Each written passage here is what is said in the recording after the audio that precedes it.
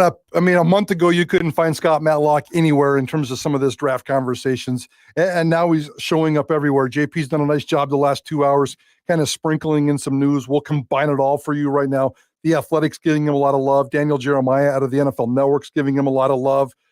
Brand new front page, ESPN.com mock draft has Scott Matlock going today. I'll give you some more information on that here in a minute.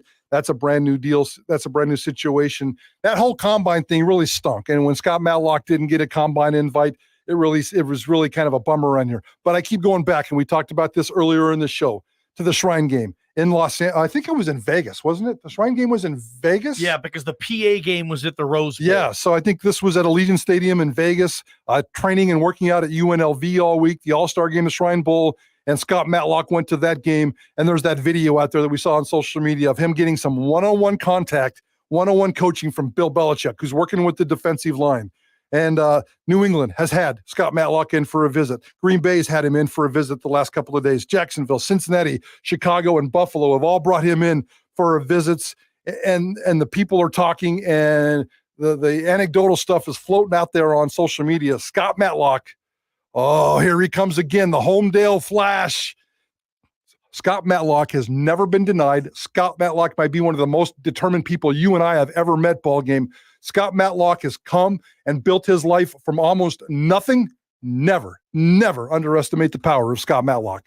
Especially mentally, he's unbreakable. Okay. 100% agree. He is completely breakable mentally. What he's been through in his life has led him to this point and has given him an amount of mental fortitude and strength that will take him to massive success, whatever it is he ends up doing. Now, the only issue is physically.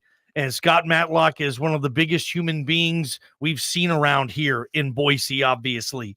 Is that going to translate to the NFL? I mean, he's big. Don't get me wrong. He's big enough to play in the NFL, but he's not going to be the biggest guy in the room in the NFL like he was here at Boise State. So maybe, his mental strength can help his physical ability as well, and he can get the best of both out of him. You mentioned, we saw that video of Bill Belichick coaching him a few months back at this process, and maybe there was a spark there. And sometimes that's all these coaches need.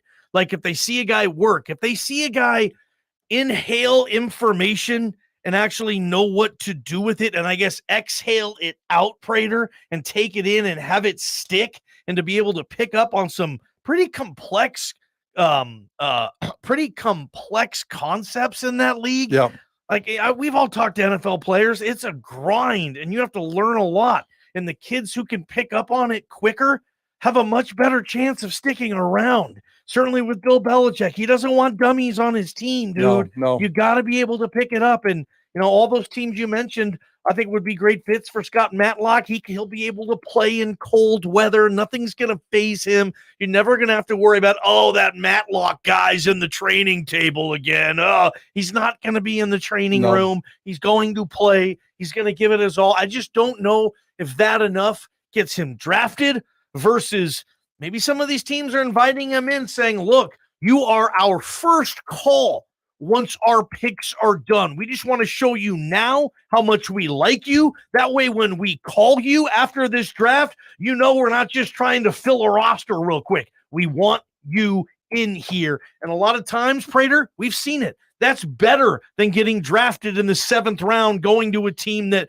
might not be as good a fit for you as the team that's going to call you, offer you close to the same thing in salary, but say, dude, we actually like you. We didn't draft you because we didn't have enough picks, something like that. A lot of these teams, Prater, don't have the full 7-8 picks. They have 4 or 5 picks some years, and they need to make massive hits from these undrafted free agents. So no question, Scott Matlock will be in a camp. It'll be fun, though, on Saturday to be laying on the couch, watching the draft, being lazy like I plan to be, and hearing the name Scott Matlock get drafted.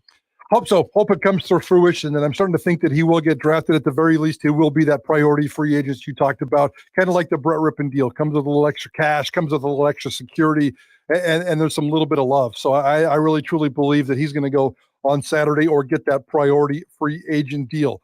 The Athletic recently came out.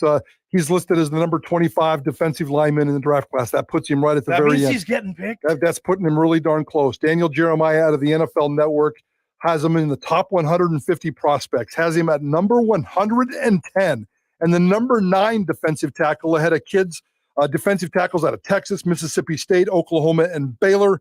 Matt Miller, as I said, is he had his NFL mock draft today. He's not one of the lead reporters on ESPN. Good. He's big, but though. He's good. And he had his front page today, his brand new mock draft, and he has Scott Matlock going in the 6th round of the Rams and the 189th pick overall. So I think there's some love there for Scott Matlock. It really started with that combine. With that the Shrine Bowl where he played really well and had some good results, and then he came here for the pro day. 225 pounds. He benched that sucker 29 times. That's big time. That would have been number 3 for his position at the combine. Yep. He ran the 40 and 4.8. That would have been number 2. That is flying for someone of that size, man. 4.8. Yes. And he did it without his shirt on. And at one point I was uncomfortable, but damn it, he looked good still flying around with his hair braided. Remember he had like that war cry hair braid, like some Native American. Yeah, Viking theme. Sorry. Yeah. And a Viking theme haircut. Like, I'll tell you, if they're making another a movie of Braveheart or Troy or any of those medieval movies and they need a guy to Game of Thrones, Scott Matlock would be a hell of an extra or a character in one of those movies. Give that guy some boots, some axe, and an axe and a shield. You want to run the other way. Oh, the Ginger Viking is going to strike again. I want to see that movie. The Ginger Viking takes on whoever. I think it would be pretty darn cool. Imagine him going to like the Vikings, Prater. And if he's good and they play on that and they put a poster of him wearing like Viking gear with his hair and an axe. I know Mike Tomlin would love Scott Matlock, wouldn't he? Yeah. I think he would. No with nonsense. Your Steelers? Yeah, no nonsense business. Just take care of your crap and get after it. So I think so. But I think Matlock, he's motivated by himself. He's motivated by his past. He's motivated by his family. He's proud of all the above. And I think he's one of those self-motivated guys.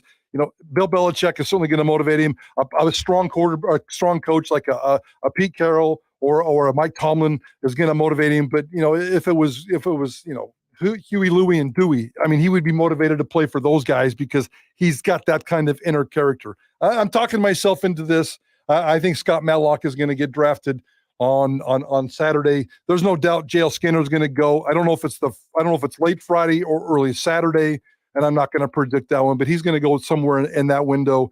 I think John Ojukwu is going to go, and now all of a sudden I think Matlock's going to go. I'm afraid that my boy Tyreek Jones is going to be the one guy left out. Still, if Boise State has 3 players drafted, I have to go back and think of the last time that happened. Was it the Darian Thompson, Reese Odiambo? I'm trying to think of another name, around 15 or so. 16, Cedric Will. Again, it's escaping me, but last year they just had Shaq drafted, Khalil Shakir. 2 years before that, they just had Avery Williams and John Bates. Yeah. So if they can get 3 players drafted from this, that says a lot for the program to try to get back to that point where Boise State is this program that's having 3, 4, 5 guys picked every single year and putting dudes into the league. That would help tremendously, I think, this year. By the way, the draft history, it's gone downhill 3 consecutive years. In 2020, 3. In 2021, 2. Last year, 1. They need to reverse that trend this year with at least 2 or 3. I think they can get to 3. That's the first time. It'd be the first time since 2020 they had 3. The last time they had 4 would have been 2012 when they went nuts and had the entire team was drafted. Yeah. So it's been a while since they've had 4. Let's hope they can sneak 4 in. That'd be pretty damn cool. What do you guys think? 208-424-9300 on our Cloverdale Plumbing text line. Does Scott Matlock get drafted? And what round could you see him going in? If not, what NFL team could you see being the best fit for Scott Matlock? Text those in. Give JP something to work with tonight as we get the feedback finale on Idaho Sports Talk. Prater, we're going to get back to the draft. Stay with the draft, I should say, but let's get back to the sex appeal. Let's get back to the quarterbacks. Let's revisit the quarterbacks in this class and just kind of what's the latest being said? We're going to hit the quarterback position every single day this week. That is the sexy position. Is it going to be 3? Is it going to be 4? Is it going to be 5 in the first round? Cannot wait to see what's the order. Is C.J. Stroud falling as fast as they say he's falling? Are the other guys taking advantage of that? So what's going on with the quarterbacks every single day? We're going to update you with the sexy factor from the I love NFL it. draft. All right, we got a huge show also to talk about on Sports Radio The Ticket as we welcome comedian Nate Bargatze. Yes, Bargatze is coming to the Ford Idaho Center Thursday, September 28th. Tickets go on sale Friday morning, 10 a.m., Ticketmaster.com. Yes, Nate Bargatze is coming to Idaho. This is big. Listen for your chance to win tickets here coming up on Prater and the Ballgame. Not going to tell you when we're going to give those Bargatze tickets away, but they'll be coming at some point. But I want to remind you, buying tickets, get those Friday morning at 10 a.m. at Ticketmaster.com. From the Beacon Plumbing Traffic Studios, this is